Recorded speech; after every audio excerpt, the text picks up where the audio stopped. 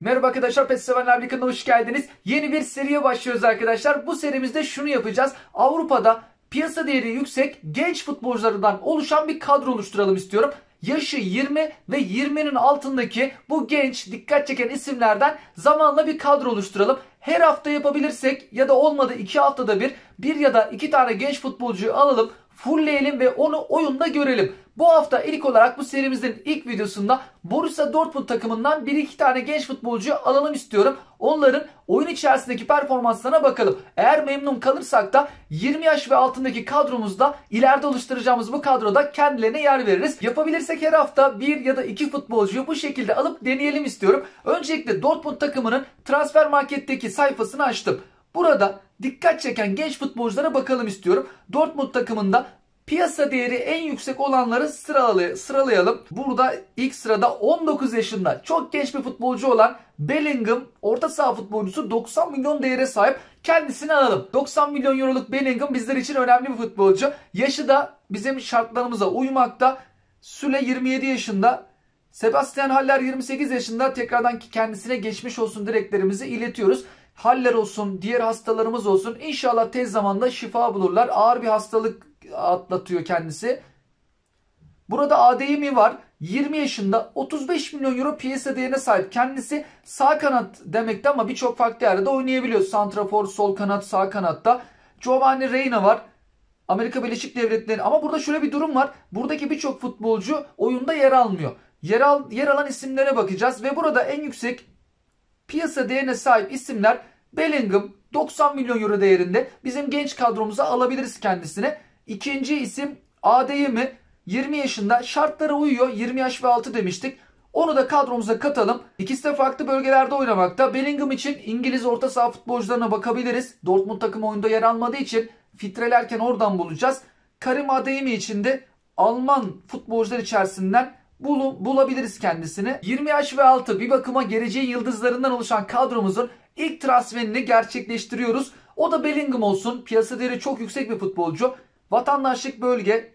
Bunu İngiltere olarak seçelim. İngiltere. Kendisi orta saha futbolcusuydu. Göbek diyelim. Bitti. İngiliz göbek futbolcular içerisinde en pahalıya satılan isim. Henderson 2. sırada, Liverpool'lu futbolcu. Bellingham 140 bin GP ve kadromuza katıyoruz. Bellingham 20 yaş ve altı takımımızın ilk transferi. Önemli bir futbolcu. Belki de birkaç sene sonra farklı takımlarda da kendisini görebiliriz. Dortmund'un yıldızı. 5 yıldızlı futbolcumuz Bellingham. Dortmund takımından ikinci transferimiz de ADM olacak. O da hücum futbolcusu. Bunu bir sıfırlayalım. Vatandaşlık bölge Almanya olsun. Almanya'yı buradan bulalım. Dortmund takımı keşke olsaydı da oradan takımı seçerdik.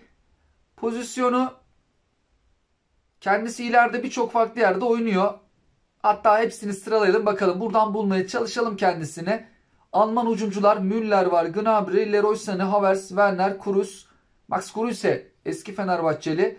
Bellarabi var. ADM'i takımı burada gözükmüyor. 18.000 GP'ye santrafor pozisyonunda. Diğer bölgeleri de aslında koyu kırmızı yapabilirlerdi. ADM'i transfer markette bile sağ kanat olarak gözükmekte. Oyunda santrafor. Hızlı kontrata 68'miş. 18.000 GP'ye genç futbolcu ADM'yi kadromuza katalım. Oyuna göre de kendisi 19 yaşında. Ama transfer market verilerine göre de 20 yaşında ADM'i. İkinci genç oyuncu transferimiz.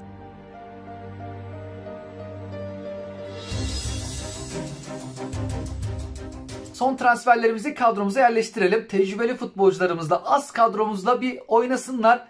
Onların da performansını görmüş oluruz. Alınma sırası diyelim. Bitti. En son transferlerimiz. Santrafor pozisyonda Haaland, Mbappe vardı. Yedeklerde Ronaldo falan da var. Haaland'da değiştirelim kendisini. Göbek futbolcusu Pedri'miz var. Foden'ımız var. Kevin De Bruyne, Foden'la değiştirelim. Bellingham'ı da Patrick Vieira'nın yanına, taş gibi bir defansif orta sahanın yanına koyduk. Şimdi bu iki futbolcuyu fullleyelim. Öncelikle ADM ile başlayalım. Belki çok fazla antrenör istemez ama Bellingham isteyebilir. 10 binliklerden ne kadar vereceğiz? 6, 7. 4 binlikten versek, hatta binliklerden versek 63 bin DP'ye kendisini fullleyebiliyoruz. Ben oyuncularımı hızlı kontratağa göre ayarladığım için tabii şimdi burada da AD'imi hızlı kontratağa göre geliştireceğiz. Diğerleri hep hızlı kontratağa göre ayarlandı. Kenarları çok kullanıyorum. Açıkta olsa daha iyi olacak ama eldeki kadro hızlı kontratak oldu. 88 yeterli. Onayla diyelim. Geriye kalan ilerleme puanlarını gücüne basalım. Oyuna bıraksak 87 seviyeye kadar çıkardı. Ofansif farkındalığı 81. Top sürme, sık top tutma çok iyi bir santrafor için. Pasları kötü. Kenarda da pek oynatamayız. Bitiriciliği 78. Bu değer düşük. Biz bunu arttıralım. Bitiriciliğini yüksek yapalım. Kafa duran top falsosu da kötü ama kafasını yükseltmesine rağmen 63. O zaman bize kafa değeri gerek yok. Onu da iptal ederiz. Bitiriciliğini arttıralım. En azından ayakları iyi olsun. Şut gücü falan da nasıl olacak bir de ona bakalım. Hız hızlanması çok iyi. Şut gücü zayıfmış. Biraz da belki buraya basalım diyeceğim ama zaten 92'ye kadar çıkarmışız hızı. Dayanıklılığı çok düşük. Genç bir futbolcu, dayanıklılığını biraz daha arttıralım. Öncelikle şunları bir iptal edelim. Değişiklikleri at diyelim. Biz kendimize göre bir şekillendirelim. ADM'nin ilerleme puanlarını bu şekilde dağıttım arkadaşlar. Bir tane ilerleme puanı kaldı elimizde. Şimdi nelere bastık dersek ofansif farkındalığını 80'e çıkardık. Top sürme değerini de yüksek yaptım. Hani hızlı futbolcu, ayrıca top ayağındayken de hızlı gitsin, topu iyi sürsün. 85 seviye. Sıkı top tutma değeri de var. Bitiriciliğini 81'e çıkardık, bir santrafor futbolcusu. Kafa hiç basmadım çünkü zaten düşük. Gerek yok dedik kafaya. Ayaklarını iyi kullansın. Pas değerlerini de yükseltemedik. Hız hızlanması en belirgin özelliği. Hız değerini de yükselttim. Şundan dolayı dayanıklılığı buna rağmen 69. Hızı 94'e çıkardık. Hızla birlikte dayanıklılık da artıyor ama 69 oldu. Bunun dışında dengesi de 81, şut gücü 71'e kadar yükseldi. Çok fazla da yükseltemiyoruz bazı değerleri. Bir tane ilerleme puanımız var. Onu da zıplama fiziksel temasına basalım. Çok da yükseltemedik. Hiç yükseltemedik neredeyse. İlerle diyelim ve bu şekilde kaydedelim ADM'yi. 87 idi galiba seviyesi. Oyun sağda da 90 seviyeye çıktı. Şimdi Bellingham'ı fullleyecek olursak belki fazla DP isteyebilir kendisi. 8 tane 10 binlik, hatta 89.000 DP. 8 tane 10, 2 tane 4, bir tane de binlik bastık. 89.000 DP'ye Bellingham'ı fullleyebiliyoruz. İlk olarak takım oyun tarzı ustalığını ayarlayalım. 91'e çıkardık. 79 tane ilerleme puanımız var. Oyuna bıraksak 92'ye kadar çıkarıyor. Top kontrolü, sıkı top tutma, alçaktan pas değerleri iyi ki bir orta saha futbolcusunun pası iyi olması lazım. Bitiricilik falan kötü. Defansif özellikleri de fena değil. İkili mücadele, agresif değerleri var. Hız hızlanması da iyi diyelim. Çok iyi değil. Dayanıklılığı 88. Orta saha futbolcuların dayanıklılığı yüksek olması lazım. Yorulabilir. Ama biz burada bir değişiklik yapabiliriz. Bazı özelliklerini de arttırabiliriz. Kendimiz bir değişiklik yapsak. Bellingham'ın da ilerleme puanlarını bu şekilde dağıttım. Baktığımız zaman 92 seviyeye kadar çıktı. Top kontrolü 84. Sıkı top tutma değeri 85. Alçaktan pası 84. Mesela bitiricine falan basmadım. Gerek duymadım. Çok da düşüktü değeri.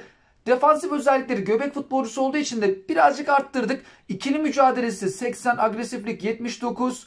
Aşağı indiğimiz zaman hızlanma 82-77. Şut gücü var. Fiziksel temas, denge, dayanıklılık, bu değerleri de 80 ve üzerinde. Bu şekilde Bellingham'ı kaydedelim ve Bellingham'da 92 seviyeden 94 seviyeye kadar çıktı. İki genç futbolcumuzla şimdi sahaya çıkalım. Rakibimiz geldi. Manchester United takımını seçmiş bir rakibimiz var. Genç futbolcularımız formsuz gelmemeli. Genç oldukları için özellikle o santrafora inanamıyorum, güvenemiyorum. Santraforumuz ADM'i çok iyi formunda ama Bellingham kötü geldi. Cancelo fena. Cancelo'yu çıkaralım. Yedeklerden Maldini'miz vardı. Onu alabiliriz. Bellingham kalsın. Forvetimiz de kalacak sahada. Onları bir görelim. Bellingham formsuz bir şekilde nasıl oynamakta. Rakibe bakalım. Rakip ağaç şeklindeki bu dizilişi kullanıyor. Farklı bir dizilişi var. Birkaç tane futbolcusunu yükseltmemiş. Maça genç futbolcumuz ADM'nin vuruşuyla başlıyoruz. Bu taraftaki Bellingham olması lazım. Bellingham'ın pası Maldini. Sağ tarafta koşu yapan isim Lionel Messi. Lionel Messi. Messi ile ortamız. Mbappe'nin vuruşu. Baskı yapmalıyız burada. Bellingham indir. Çok iyi. ADM'i açtık önümüzü. Paolo Maldini. Gavi'ye doğru iyi döndü. Blind topla kendini. Blind yerde. Şu pası ver. Çok iyi. Faul kararı da çıkmadı. Koşu yapan isimlerimiz Patrick Vieira. Bu bekimiz de bir kendine gelemedi. Tuhaf oynamaya başladı. Çok klas hareket. Ama Maldini izin vermedi. O çalımı yemedi. Adeyemi pası veremedi. En aşağıda boştaki futbolcumuz Lionel Messi. Messi ile bir falso denesek. Messi'nin falsosu. Baskı. Neymar. Önümüzde açık. Neymar'la 1-0 öne geçtik. Baskı sonuç getirdi. Rakipten top kaybı. Neymar'ın net vuruşuyla 1-0 öndeyiz. Top kaybı. Boşluk veriyoruz. Koulibaly omuz darbesi. Patrick Vieira. Bellingham. Genç oyuncularımız. Adeyemi'ye doğru dönsek. Adeyemi. Boş kale. Adeyemi.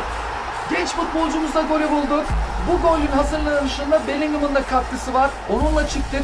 Mbappe'nin de katkısıyla birlikte Adeyemi asisti. Genç futbolcumuzun golüyle 2-0 oldu skor. Gençlerimiz iyi başladı maça. Ki Adeyemi çok formda. Bellingham da formsuz başladı. Rakip çıktı mı acaba? Oyun bir tuhaflaştı. Şimdi düzeldi. Tekrardan Maldini'ye. Messi. Bir çalım önümüzü açtık. Adeyemi'ye doğru atacaktık ama Maldini geldi. Alphonso Davies. Messi dokunamadı. Foden. Neymar. Darwin Núñez. Şık paslar. Blind. Açısını kapattık ama yine de iyi bir vuruş çıkardı rakip. Korner. Mbappe burada. Adeyemi ileride olabilir.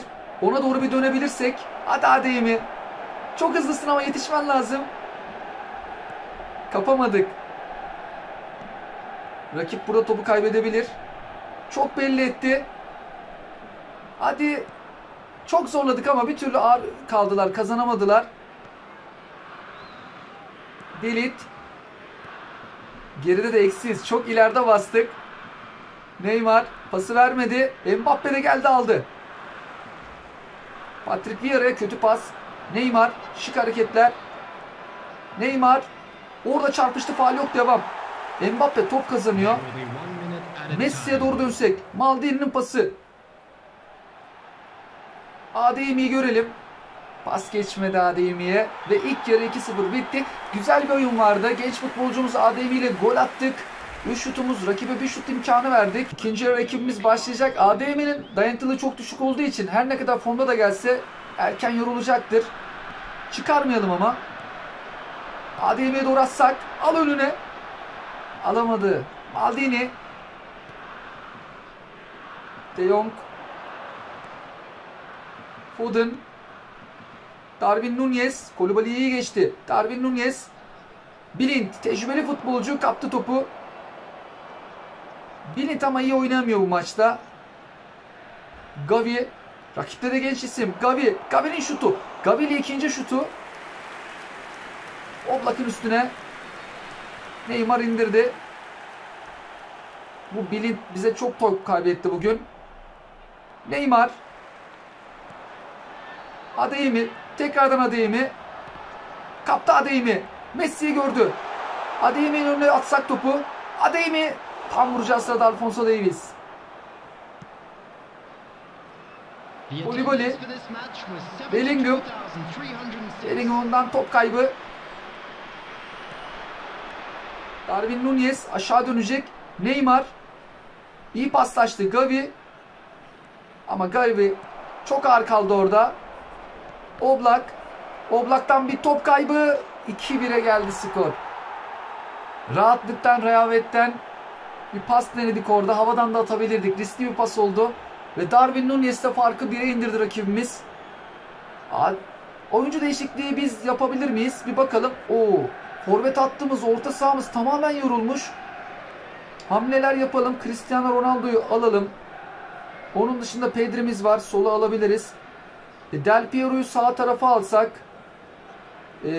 Kevin De Bruyne, Patrick Vieira'nın yerine alalım. Diğer futbolcuları değiştirmeyelim. GF yapalım. Biz Del Piero'yu. Göbek yapalım Kevin De Bruyne'yi. Gerisi böyle kalsın. Genç futbolcularımız da tamamen yorulmuş. Öyle devam. Rakibimiz de 2-2 yapmak için gelecek. Adeyemi. Pedri. Savunma arkasına doğru. Cristiano Ronaldo. Adeyemi'ye doğru. Adeyemi'nin vuruşu. Boş kale. Genç futbolcumuz. Gücü bile kalmamıştı artık. Enerjisi de kalmamıştı. Ama golü buldu. Dakika 68. 3-1 öne geçtik tekrardan. Farkı 2'ye çıkardık. Adeyemi. Adeyemi'yi çok koşturmayalım. Biraz da dayanıklılığı yüksek olsaydı oyuncuların. Bellingham. Topu kaptı. Pası verdi. Kevin De Bruyne. Hadi Bellingham. Foden. Lionel Messi, Kevin De Bruyne. De Bruyne bir pası veremedi. Haaland. O da genç bir futbolcu, rakipteki Haaland. Kevin De Bruyne tecrübeli isimden yakışmayacak bir hata geldi. Pası bir türlü veremedi. Ayağında tuttu. Fark tekrar teke haneye düştü. Ronaldo, Pedri. Ronaldo'ya doğru. Cristiano Ronaldo. Pedri'nin ortası. Adeyemi atar mısın direkt? Hat-trick yapacaktı Adeyemi. Çok yaklaşmıştı. Kafa özelliği hiç basmadık. 50-55'lerde kafa özelliği var ama yine de fena vurmadı. Çok da sıçrayamadı da. Casillas. Alaba da dokunamadı ama top bizde. Bellingham. Adeyemi'ye doğru. Adeyemi. Şut çekemedi. Gelir mi bir top bize geldi. Topun başında Blind var ama Bellingham'la kullanalım. Zaten enerjisi falan yoktu ama bir deneyelim. Bu haliyle nasıl orta yapacak? Falsolu çizelim. Bellingham'ın ortası. Kötü bir orta. Kevin De Bruyne. Fake yap, çekti. Çaprazdan Kevin De Bruyne. Kaleci. Diğer taraftan korner kullanacağız. Topun başında Blind. Blind'le ortamız. Cristiano Ronaldo'nun kafası. Kalecinin müdahalesi. 4-2. Kaleci içeri aldı topu. Fark tekrardan 2'ye çıktı. Çok uzun sürmeyebilir. Rakip hemen atıyor biz 2 yaptıktan sonra. Doğrudan uzun atalım. Pedri indirdi. Tekrardan Pedri'ye doğru. Yukarı. Pedri'den top kaybı. Kimi? Gavi savunma arkasına doğru. Çok iyi bir açık yakaladı rakip. Foden. Foden. Kaleye kadar girecekti. Aha biz attık işte. Savunmamızdan çok büyük hata. Rakip de şut çekmek için kalenin dibine kadar geliyor. Futbolcularımız yerde. Son müdahale kalecimizden galiba. Zaten biz fark 2 yapınca rakip gol atıyor. O bir şeyler oluyor rakibe ve golü buluyor. Bir ataklık vaktimiz var. Adeyemi'ye doğru. Alır mısın Adeyemi? Uzaklardan Adeyemi ile şutumuz. Az farklı avut. Çok az değil, biraz farklı avuta gitti. 4-3'lük galibiyet aldık. Gençlerimiz sahada. Dayanıklılığı düşüktü. Bellingham'ın form durumu düşüktü. Adeyemi yine dikkat çeken bir performans sergiledi. Bitiricilik değerini de yükseltmiştik. Tabi attığı gollere bakınca da boş kaleye gibi goller attı ama kötü de vurmadı. Avuta da vurabilirdi. İstatistiklere baktığımızda 8 şutumuz var. Rakibin 5 şutu. 7 gol oldu maçta. Bellingham'ın form durumu iyi gelse daha da etkili olabilirdi. Bizim o kullandığımız diziliş orta saha futbolcularını ön plana çıkaran bir diziliş değil. 2 tane futbolcu var orta alanda. Genelde orta alanı rakibe bırakıyoruz. Hızlı hücumlarla çıkmaya çalışıyorum. Kanatları kullanıyorum. Bence Adeyemi maçın adamı olmuş olabilir. Hadi bakalım. Evet, Adeyemi 7,5 derece aldı. Neymar 7, Mbappe 7, Cristiano Ronaldo da 7 derece. Bellingham 6. Gençlerimiz gayet iyi derece aldı. Rakipte en yüksek seviye Darwin Núñez, Erling Haaland 7'şer derece gol atmışlardı kendileri. 20 yaş ve altı kadromuzu bugün itibariyle oluşturmaya başladık. 2 tane futbolcu da benim şu an geçer notumu aldılar. Forvet Adeyemi iyi maç çıkardı. Göbek futbolcusu formda gelirse daha da etkili olacaktır. Her hafta 1 ya da 2 futbolcuyu bu şekilde kadromuza alıp 20 yaş ve altı güzel bir kadro oluşturmaya çalışırız. Aslında şu şekilde de yapabiliriz. Bellingham pahalı bir futbolcu. Daha düşük GP'li ama yine de iyi oynayabilecek genç futbolcuları da keşfedip aslında bazıları bildiğimiz futbolcular ama onları oyunda da görebiliriz. Belki ayrı bir formatta da düşük GP'li ama iyi futbolculardan oluşan kadrolarda oluşturabiliriz. Sizler de önerilerinizi lütfen yorum yazarak bizlerle paylaşabilirsiniz. Sizlere oyunlar, iyi seyirler, hoşçakalın.